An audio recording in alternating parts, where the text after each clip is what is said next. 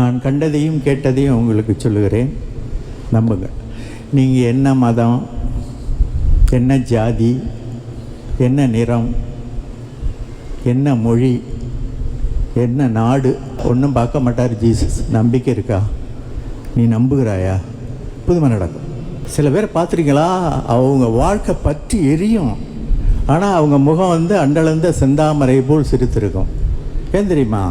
அவங்க நம்பிட்டாங்க. ஏன்னா கடவுளை விட பெரிய ஆள் ஒருத்தர் இருக்காரா, அவர் எல்லாம் பார்த்து கொள்வார் அப்படின்னு சொல்லி அப்படி அந்த உணர்வுக்கு பேர் தான்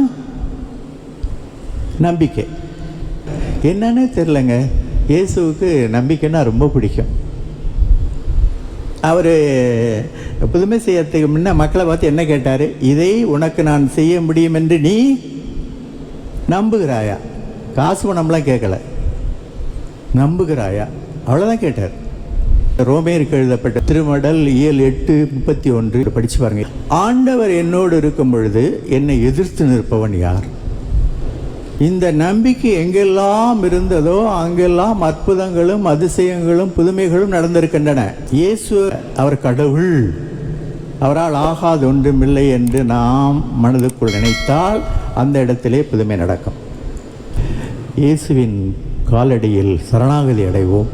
அப்பொழுது மாதா போவாங்க நமக்கு வரம் கேட்க. உன் குழந்தையிடம் நம்பிக்கை இருக்கிறதா என்று கேட்பார். இயேசு ஆம் என்று சொன்னால் நம் வாழ்க்கையில் அற்புதங்களும் அதிசயங்களும் புதுமைகளும் நடக்கும்.